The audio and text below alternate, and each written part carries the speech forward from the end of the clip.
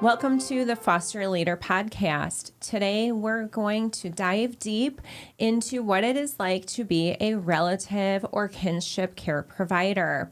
Oftentimes, when families are facing crisis type situations and family services is involved, we determine that it might not be safe for that child to stay with their biological family. The very first line of defense is for us to place that child with somebody that they know, somebody that cares about them, like a relative or a kinship caregiver. And luckily, we have amazing supports. We have a wonderful partnership with our nonprofit who serves our kinship caregivers, Foster Kinship. And between the county and Foster Kinship, we have a new program to really stabilize these families as they take in their relative or family friends' children. So today, joining me in the studio, I have Miss Allie from Foster Kinship, and I have Brandy from our Clark County Family Services team. Thanks for joining us today, ladies. Thank you so much. So let's just start with some introductions. Why don't we start with you, Allie? Give us a little background on who you are, what you do. What is Foster Kinship all about? Sure. So I am absolutely passionate about supporting kids in any sort of non-parental care home. As a foster parent, I saw that I was getting a lot of support, training, and efforts were made to make sure I knew what I was doing when I took my children, foster children into the home. I also noticed pretty early on when I came to Vegas that we weren't always giving the same support to children in relatives' homes. So, for example, they may not be licensed. They may not be able to get, some of the resources that I got. So I switched in 2011 to really focusing my efforts for kids on the majority of kids who are not with their parents, and that's children in kinship care. I founded Foster Kinship as a nonprofit, and we are very excited to be now serving the entire state. We have an evidence-based model of family stabilization. And we're even licensed to, work in other states now. So we're in Utah and Minnesota, South Carolina, and New York. So these other states are also using our model to keep kinship families stable. Incredible, Allie. Thank you so much for the work that you're doing to support children and families, because this work really does matter when it comes down to, when there's crisis and the kids can't remain at home. It really is best to place them with relatives, with kinship families that already are familiar with that child. Yes. And, why wouldn't we want children to stay with their family, people who know and love them, with their siblings? It's such a good thing for children. And when we surround those families with the support that they need, they do so much better. Everyone wins. So everyone does win. It's a great field to be in, to be honest. I love it. And the county wins by partnering with Foster Kinship. So thank you so much for your partnership. Of course. And Brandy, give us a little description about your role at Clark County Family Services and what brought you into this kind of work. So I have been with Clark County Family Services for almost 20 years and in a few different areas, but currently I oversee several of our kinship programs, which is a very nice place to be, especially with our partnership with Allie and her team.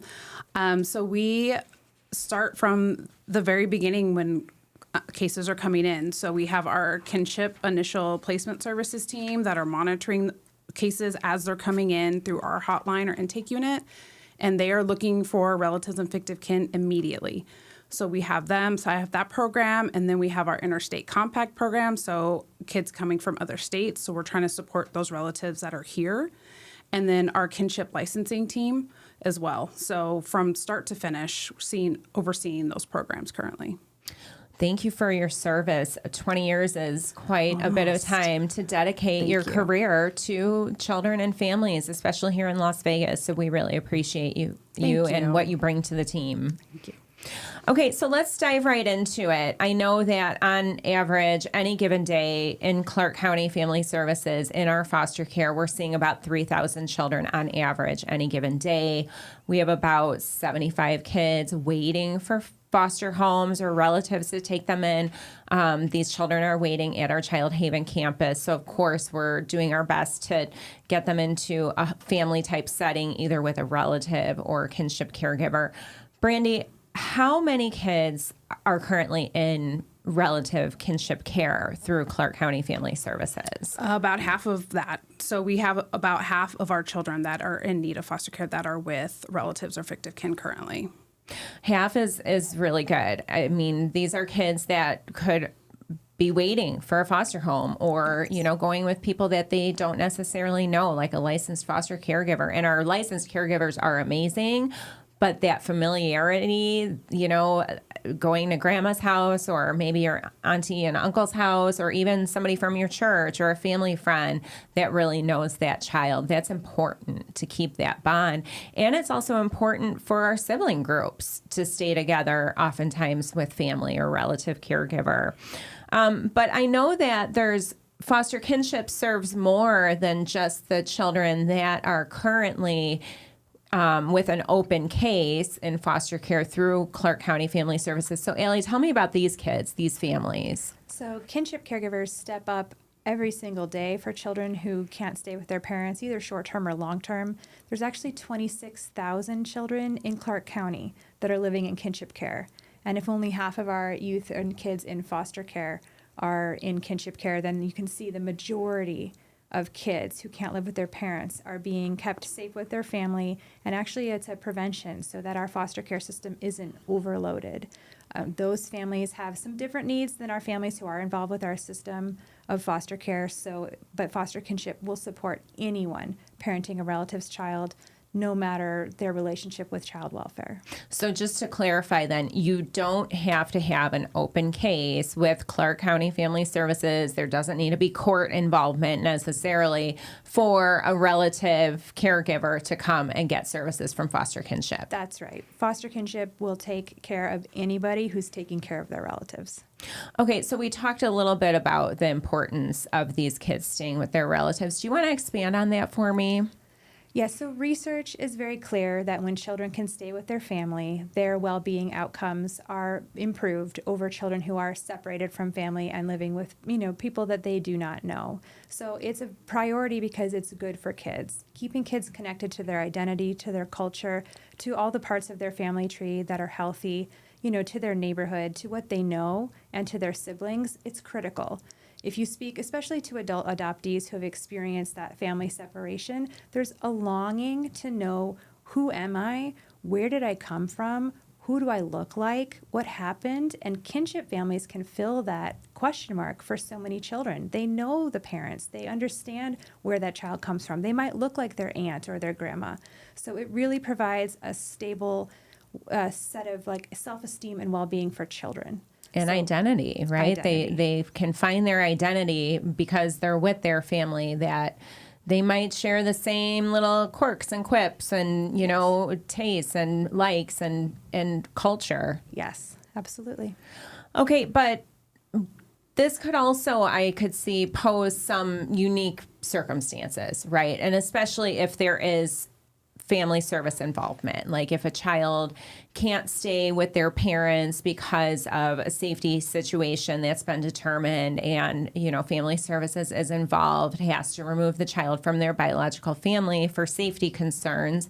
What kind of circumstances, how are these relationships shifting with relative caregivers as they care for these children? Yes, to be clear, the research is very strong on kids doing better, not necessarily that caregivers are equipped to do as well as our trained and licensed foster parents. So caregivers are dealing with, one, it's a crisis, usually, especially if child welfare is involved. So they are dealing and making decisions very short term, out of love, but not necessarily knowing what they're stepping into.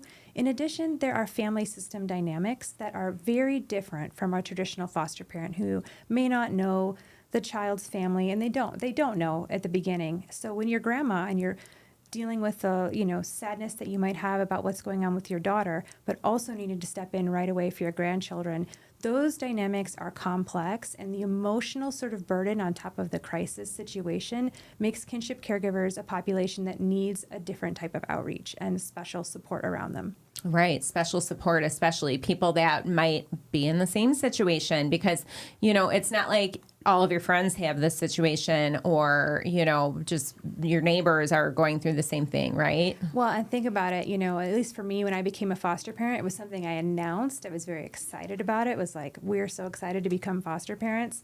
kinship families may be experiencing a lot of sadness, shame, or isolation. It's not like, yay, I get to take care of my grandkids. Something has happened to make it so they need to step in. So the support that comes from our community and our society is different. And oftentimes kinship families are hesitant to share what's really going on in their family because it's hard. It's a hard situation. So having that empathy, understanding, everyone at Foster Kinship understands because most of us have walked in those shoes as well, is really, really important. And it's just a much different approach than our traditional foster parents. So let's talk about how the county, Clark County Family Services and Foster Kinship work together to support when a child is placed with a relative or kinship family. Brandy, can you talk a little bit about the partnership? Sure. So when our teams are, once a relative placement has been made, so that means that either our field teams have identified them or our initial kinship team has identified a relative at right when it comes through as a new case. So they start looking for relatives. They start what we call case mining. If there was a relative that previously cared for these children or was mentioned, maybe couldn't at that time, but is available now. So they work on reaching out to them. And then once a relative or kinship placement is made, then that's when we start partnering with Allie and her team at Foster Kinship. And so we're kind of co-assigned on the licensing side to do the intake, go over any paperwork, find out what services they need. Are they open to licensure? Are they not? If not, then Foster Kinship finds other avenues to help them get support. And then if so, then we are working together to get them through the application process, training, and all of the things that they need to get the licensure. And I had a wonderful conversation with kinship caregiver Gina. So you can check that out at our Courageous Caregiver podcast. Look for the episode called Meet Gina. She's fantastic. Kinship caregiver caring for a child that she has had in her life for a long time, that she was once a babysitter that is now stepped in to be the caregiver for this child. But Gina was telling me, yeah, there is a lot of paperwork, but, Allie at Foster Kinship helped me through it all. She spoke so highly of Foster Kinship. The way that she built it up for me to understand is that it really is a one-stop shop, and the services between family services and Foster Kinship make it seamless for the caregivers. Yes, that is definitely the goal. And one important thing about Foster Kinship is we provide family stabilization if a family decides to become licensed, which we really want them to because we know how good that is. But if they choose not to or it's not the right time, we can still do quite a bit for the family immediately. So we're connecting them to child-only TANF benefits, which is cash assistance through welfare. We can connect them to diaper banks. We're providing tangible resources, support groups, respite care. Those things just come at the time of their first, referral to us. We're also working really closely with Brandy and her team to make sure they understand the licensing process because, yes, it's a little bit burdensome. And so we want to make sure that they feel they know everything they need to do. And we're able to, in partnership, incentivize them to move forward on that process without it harming them financially because we have something called stabilization payments now, which are basically milestones that they're reaching on a licensing process. And they can get some financial support along the way. So let's go a little deeper into this stabilization. So let's say, I start caring for a relative's child that, there's involvement with family services, foster care. I come to Foster Kinship. What's my first step? What am I going to do? So the first thing that happens is you get a call from one of our family advocates who's going to walk you through, hey, here's what happened to you. Here's where you are now in this system. And let's talk about all of these potential options you have for support. You're saying you're having a hard time, putting food on the table now that you have 3 additional children. Well, let us tell you about all the things that we can help you do so that that's no longer a burden. So that initial call will sort of set the stage so caregivers understand what world they're in now, which is a different world than they were before they had the children. And then we talk them through the importance of being licensed because it provides just that extra stabilization for the whole family. And we explain, if you can start this process, turn in your ID, your social security, just a few like mortgage document, in that first process, if you're getting started, we're able to, well, CCFS is able to then provide some support towards their rent or mortgage as that first milestone. And as they continue down the path of licensing, there are different incentives along the way. And once they're licensed, then they get the same reimbursement that our traditional foster parents get. And makes a huge difference in the life of that family. Well, raising children is expensive. Your food goes up, even like your gas bill could go up because of those, extra hot showers or more laundry, whatever it might be. And so what you're saying, relative caregivers, and I like how you said, we kind of tell them where they're at in the system because maybe they don't understand that that child is technically has entered foster care at that point. They don't. A lot of time. It's like an orientation. You're kind of dropped into a system that you didn't necessarily know anything about because you didn't step up ahead of time to say, I want to learn about foster care. I want to become a licensed foster parent. It's just, now you're in the system. Let's explain basically the pathways that you have. What do you have control over? What do you not have control over as a caregiver of a child in foster care? And then we provide a family advocate that walks alongside the caregiver from start to finish of the process that they're on. So they have support from CCFS and that team, and they also have a dedicated support from our team to just answer their questions related to kinship caregiving and support. Okay. And so, Brandy, tell me a little bit more about why do we want these caregivers to become licensed foster caregivers? For the support and to make sure that they have the resources that they need to care for these children that have, been added to their household. And it gives them the tools that they need financially, and then foster kinship helps them with the training and the things to help them emotionally. And so we just want to make sure that they have that as that gap because as Allie mentioned, the process can be burdensome and their lives have been flipped. They've added visits if the children have needs and they're now going to therapy, then another school is in their carpool mix, right? So we want to provide them with that extra gas money, with those extra things that they can have to bridge the gap from when they get placement of the children to when they get licensed and they can get that payment ongoing and get that reimbursement to support their household. So once they become licensed caregivers, they're like any other regularly licensed foster caregiver. They receive the same reimbursement rate that is set by the state, that then they can get the resources through some of our retention events, right? Like they can come to our back to school, get backpacks, shoes, our holiday toy drive. There's always something going on with the county and our community partners to beef up the resources and like the tangible goods that you mentioned, So I love that. And, if you are a relative caregiver out there, if there is involvement with Clark County Family Services, we've heard from families, I don't want a license because I don't want the county to be coming to my house. Well, the truth is that if a child is in your care, the county will still have to check up on the child and be working with you. So please take advantage of these wonderful resources through foster kinship, through our kinship stabilization to get the reimbursement rate, to get these stabilization payments, because it can make a financial difference, especially if you're a relative caregiver who might be on a fixed income. Yes. Agreed. Oh, sorry. Yeah, it's especially adult siblings. We have some caregivers that are adult siblings, and it's a big difference to go from big sister or big brother to mom or dad, and you're in college and you're working a part-time job, but you don't want your siblings to be in a traditional foster care setting, or a grandmother that takes in 6 of her grandkids at once. It's a huge shift for them. So the first scenario that you mentioned was like if you're an adult sibling, how old do you need to be to successfully take one of your siblings in? Is that a loaded question? It can be.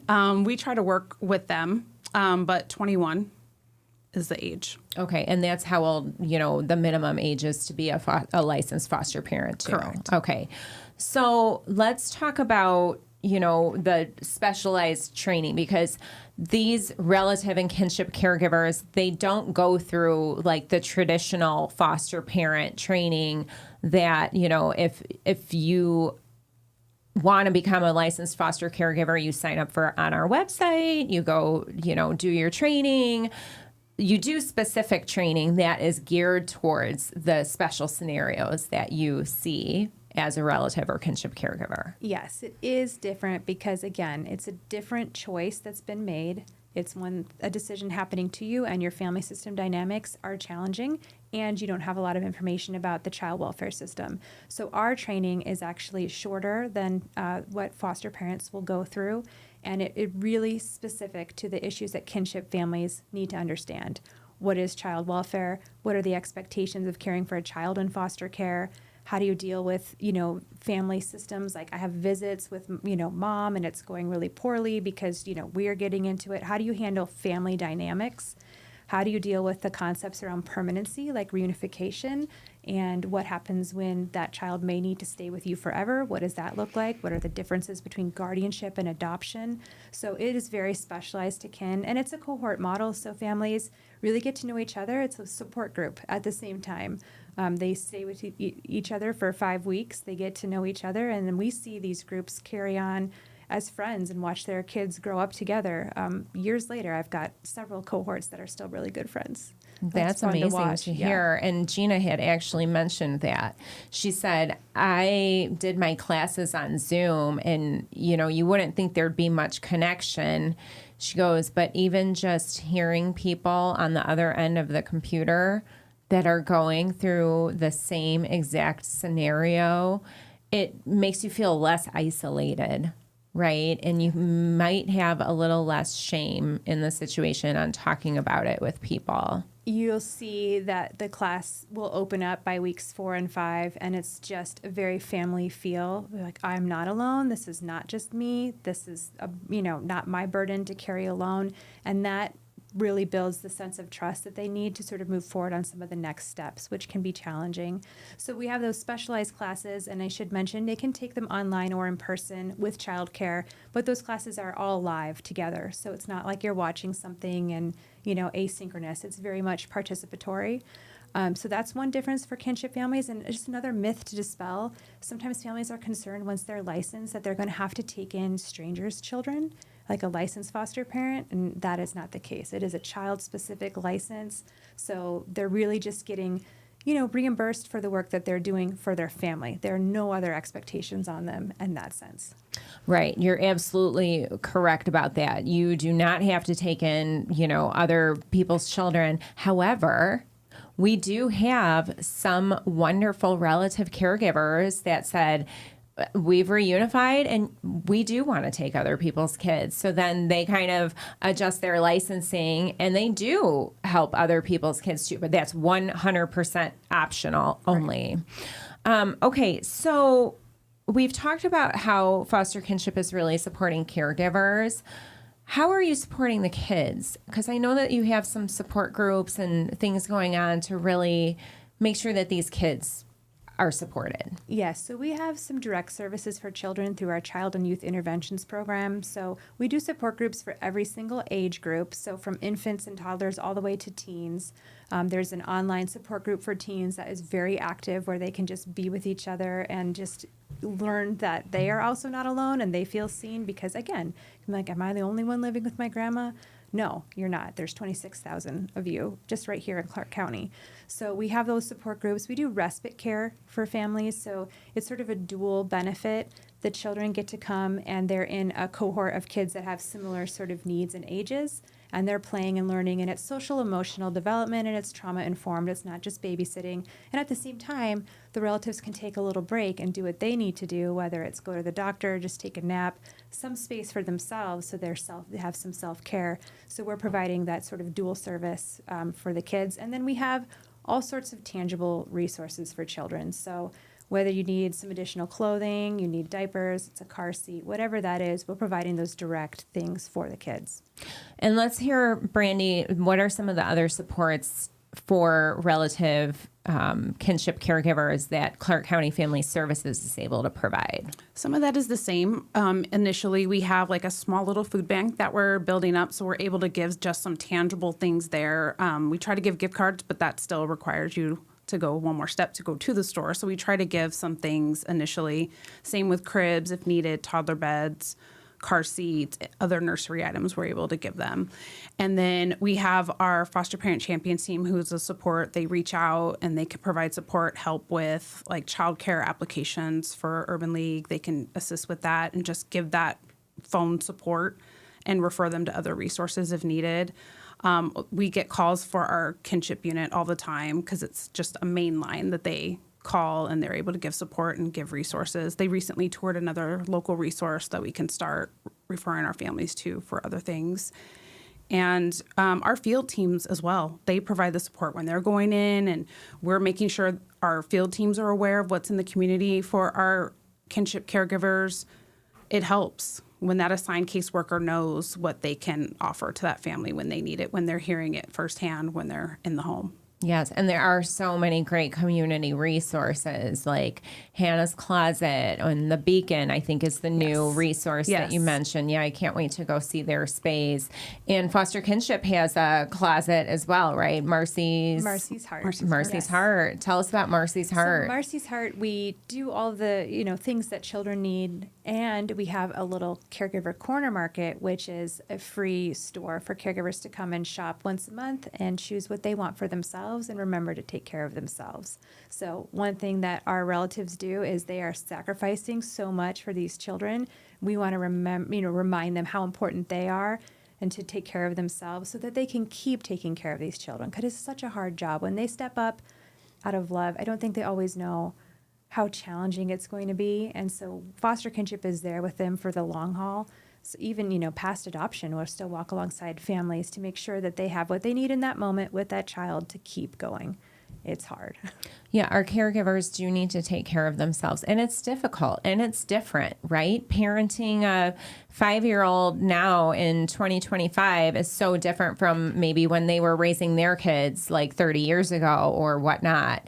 So I love that you make it a mission to also care for the caregivers, like let them pick out a new outfit or something to make them feel special and cared for. Yes.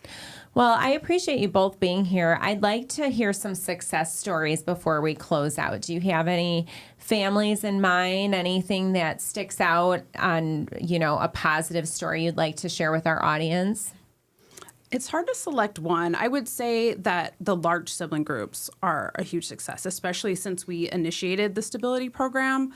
It was July 2023. And our collaboration with Foster Kinship, we meet weekly. And so we kind of tease out some of the families that may have barriers to maybe getting the proper documentation for a stability payment or getting the paperwork to Foster Kinship. And they work with us, go to the home, or they'll send an Uber for the family to get to their office to apply for welfare benefits. So one that stands out to me was a caregiver who had multiple, I believe she was an adult sibling, and she had multiple kids in her care, and she was also expecting a child of her own. So getting around without transportation, so on the bus was very hard, and she had missed a couple appointments with welfare. And we, as a team between Clark County and Foster Kinship, kept communicating, and we were able to get her there, get her documents. She was able to get the stability payments plus the TANF in the meantime, and eventually get her licensing completed. Wow, talk about really wrapping around her, because that's hard. I mean, if she's, an expecting mother, she's now caring for her younger siblings. She's trying to probably hold a job, go to school, do all of this. And how do I fit in this other stuff? And you're like, no, don't worry. Here we come. We're going to wrap right around you. I love that. Do you have any stories that stand out, Allie? So many. So I've had the honor of getting to know over 11,000 families since Foster Kinship opened its doors. So I will say one of my favorite sort of success stories is a pattern we see where a caregiver will be very upset and frustrated at the beginning of this process and very much like, I don't want or need the support right now. I got it. And then we're able to sort of build that bridge after a few weeks or months or whenever the timing is right. Our door is always open, and they're able to, connect to the support, and you see a total 180. And these are the caregivers that often are the best mentors to other new caregivers in their situation. And they're some of my favorite people in the world and some of my, dearest friends at this point. So caregivers are incredible. They're amazing. They're hidden heroes. And there's so many success stories. It's just so fun to be part of the journey. Well, and it's hard to ask for help and recognize that there's help. And it's hard to accept help in social services. Yes. But I think once you kind of break that ice and you build the relationship, this, speaks so well to the relationship building that you both are doing in this job, that you are there to walk alongside of these families, really for the betterment of the children, their future, their relationships with their families. And it's not just a one-directional help. Our families that partner with Foster Kinship, they're giving something to the rest of us as well. And like I said, they become our best donors. They'll bring all their stuff to Marcy's Heart, our best mentors. They are giving back in amazing ways. So it is a very reciprocal relationship. And sure, maybe at the front you need a little support, but that almost always comes back later. And that is just such a joy. It makes me feel all warm just hearing about this. How amazing. Congratulations on 14 years of foster kinship, 11,000 families. That's your work is directly impacting so many lives. And I think about that and it's incredible. Yeah, I almost can't put it in context but the first families that I work with that were inspired, some of the beginning of foster kinship, every family has been so special. I just feel so honored to get to do this work. And you learn with each family as you move forward. And I just want to say too, CCFS has been an incredible partner for us as a nonprofit. I think that's very unique and special. And what we're able to do together has been absolutely huge for moving the goalpost on supporting kinship families. Wonderful. Ladies, do you have any last thoughts that you want to share with the audience? Anything else that maybe we didn't touch on?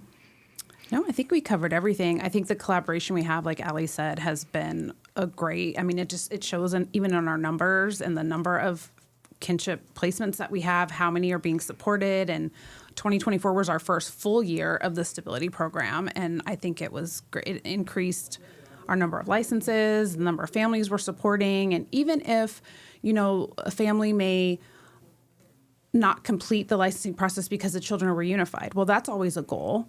Right. But at least they had that support in the meantime. So if something does happen later, then they know that the department is going to be there to help them. And I would just say, if there are kinship caregivers who are watching this and they haven't reached out to foster kinship or you're hesitant, I just encourage you to reach out for support. And do you have any messages for people who are caring for their relatives' children that you are working with? Anything you'd want to say to them? Thank you. And as always, on our Foster Leader podcast, we're here to educate and inspire you to move forward in becoming a foster parent, whether you're a relative caregiver, kinship caregiver, or just somebody who wants to help children through their time in foster care. We need quality, caring, supportive people like you to take care of these children while they are temporarily in foster care. You can start your journey at clarkcountyfostercare.com.